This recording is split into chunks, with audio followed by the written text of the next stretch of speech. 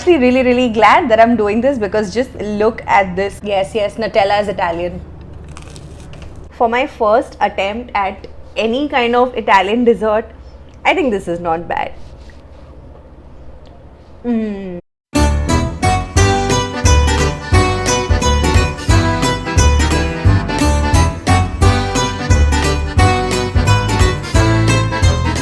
Hi everyone and welcome to SugarSpiceNice. My name is Shweta and in this video we're doing another 24-hour challenge. For 24 hours I'm going to be eating Italian food. So there's going to be pizza, pasta, tiramisu, coffee and lots more. So make sure you watch the whole of this video because I did attempt to make an Italian style pizza, a very nice homemade pasta sauce and so much more. And let me tell you this, that I absolutely love Italian food, so I'm really looking forward to taking this challenge and sharing with you guys the entire experience. So without further ado, let's just straight jump into the first meal.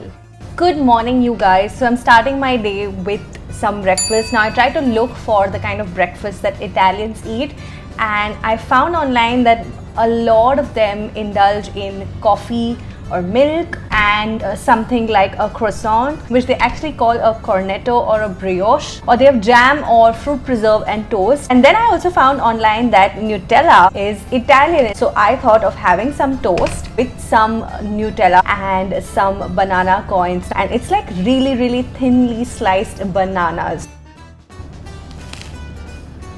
Wow, I'm not used to having so much sweet in the morning, so this is feeling amazing. Banana and Nutella is like another great combination. And I also made myself some coffee. A really simple way to get your coffee nice and frothy is to just use a hand blender and literally hover it over the coffee. I miss tea, I'm not gonna lie, but it's okay for a change. For lunch, I decided to eat some Pomodoro sauce pasta. It's a home-style tomato sauce pasta with a little bit of basil and lots of flavor. So here I'm taking some pasta and just cooking it first. I saw the sauce recipe from an Italian grandma cooking episode and I'm going to leave a link for that video below. But of course, they use Roma tomatoes which have less seeds or a specific variety of plum tomatoes. But I just decided to use our regular Indian tomatoes. And first I put the tomatoes in boiling water and then peel their skin off, and then I squish them with my hands like this. So it's not going to be like a completely smooth pureed sauce, but it's going to be one with a bit of texture. And whatever thicker bits we have left over, we'll be squishing them as and when it gets cooked. In a pan, I'm heating some oil and sauteing onions, then a bit of garlic, and then adding the tomatoes in. I'm also adding chopped basil, salt, pepper and some oregano and letting this cook for about 40 minutes on a low flame. Once that's done, I'm adding sugar to balance the sourness from tomatoes. And here I've tried to mash as many tomato bits as possible, but if you don't want to spend time mashing them, then you can just run a blender like I am doing, just for a few seconds. And as I said before, you don't have to puree everything, it's just to mash the bigger bits. So you can see the gravy is actually looking still pretty wholesome. Now this is almost ready and the pasta just needs to be dunked right in. And I did add a few veggies and you can see it's seriously so simple to cook Italian pasta at home. And I've kind of come to realize that for a good pasta, you need to have a really nice, well done gravy. And gradually I've learned with my mistakes that a good tomato gravy or sauce needs some patience and a bit of practice. There's nothing like good warm lunch after a shower, especially when it's looking like this outside. It's become really dull again. So the penne is so beautifully coated with the sauce. It's not too much, it's not too little, this is just right. I've never been to Italy, but whenever I've eaten at these authentic Italian places in India and abroad, the pasta ends up looking like this. It's not too saucy and it's not too liquidy, but it's a really nice coating. For me, tomato sauce is like comfort.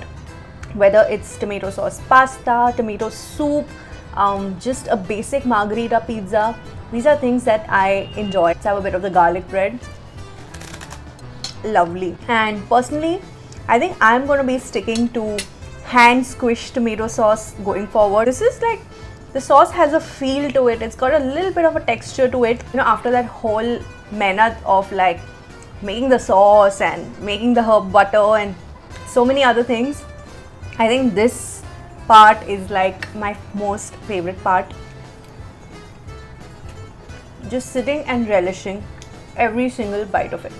I just had to make pizza for dinner, but know this, that this is the absolute first time that I'm attempting to make pizza at home from scratch the Italian way. I did refer to a lot of videos and I'm going to list them in the description bar below, so in case you want to try making the Italian crust at home, then check those. But let me tell you this, making pizza at home can be slightly tedious or time consuming, but it's absolutely worth it. And a few tips that helped me are: one, while dealing with the dough, it can get sticky, so you can use some olive oil on your hands and that will prevent it from sticking further. Two, while rolling it out, you can use olive oil or flour or semolina. Oil will give you a crispier base. Flour is the best for beginners like me, and it made it actually very easy to stretch the dough. And semolina gives it an added flavor. My recommendation is use a mixture of semolina and flour. And three is, if your base starts to tear while stretching, you made it nice and thin but it's tearing, then just try to patch it up with a piece from the sides, which are usually a bit thicker. But the base is all about practice and patience, just like a good sauce. I can't tell you how happy I felt when I made the first base and topped it with the same sauce that I used in the pasta, and basil and cheese. Just a basic margarita is what I absolutely love. And later I also made one with veggies, peppers, baby corn, cherry tomatoes, lots of mozzarella, and it turned out so good. Alright, it's time to enjoy fruits of all of that labor. So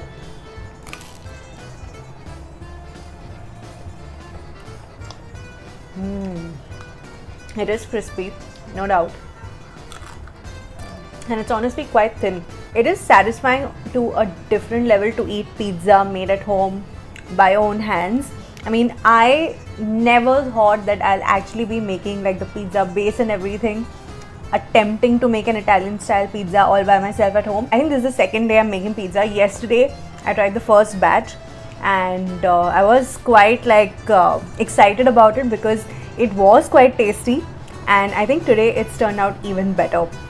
So pizza is all about practice. The more I'll practice, the better I'll get.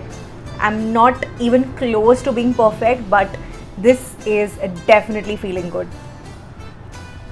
Pizza that I've eaten at like authentic Italian places has like this charred edge. It's like, you can see those burn spots. I'm sure that is possible probably only in a wood-fired oven, but that is something that I'm really missing, because that lends a different kind of taste to the pizza. This one has turned out super duper thin and it's quite crispy, and this is topped with so many different vegetables. I think personally for me, my favorite pizza will always be margherita. If given a choice, I would only eat margherita. That's like one pizza that I can absolutely stick to.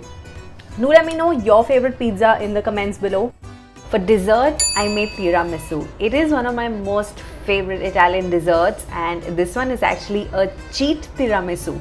Keep watching and you'll know why. So for this, I took about a cup of fresh cream and whipped it for some time, and then I added sugar to it. And this is a lot of sugar, I know, but it is what we need for the whole entire dessert. After blending the sugar in, I took about a cup of cream cheese and half a cup of butter and again blended them together. Keep blending until it is nice and thick, and here I stopped because I got tired, and I would actually recommend you to whip it a little bit more till it's really nice and creamy and thick. Then make some espresso or black coffee with some instant coffee powder. That's just what I used. And for the base of the dessert, instead of ladyfinger biscuits, I am going to be using this sponge cake that I have. I made this a few days ago and this is what I have left. So I've cut it up into slices and I'm dipping it in the coffee and then placing it in this bowl. Then I'm layering it with the cream cheese mix that we made, and then one more layer of the coffee dipped cake, and then again the cheese. Sprinkle some cocoa powder on top. This is unsweetened cocoa, and I also put a mint leaf because that's how I've seen it in Italian restaurants. This takes about 5 to 6 hours to set, so put it in the fridge. I did try out a bit actually quite a bit of this tiramisu earlier, and I would say it's good for a cheat version of a tiramisu. So technically there's no eggs in this, there's no mascarpone, there's no ladyfinger biscuits, all key ingredients which are needed to make the perfect tiramisu. But even then, this isn't bad at all. So what I could have done better in this was make it a bit more creamy, whip the cream a little bit more, and I think that would have given it a much more fluffy, a much more airy texture. I was very scared because I was using cream cheese that was salted, butter that was salted.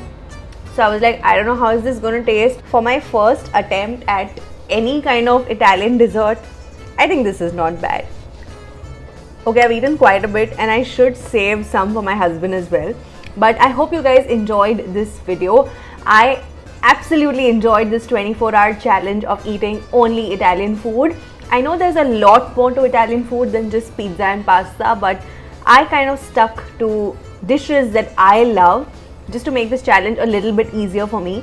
And do I recommend you guys to do this challenge? Hell yes. If you love Italian food, then nothing should stop you. I think the best way to do a challenge is to actually challenge yourself to make something new, make something different, and then relish that labor of love. So that's what I think, and do let me know what you guys think about that. And I hope you enjoyed this video. Don't forget to hit the like button. It really helps me and encourages me when I see you guys like my video and comment on it and share and tell me what you think of it, and send this to all of your friends and family who love Italian food. And don't forget to subscribe to my channel if this is your first time here. I keep posting a lot of fun content, and I will see you in my next video. Bye.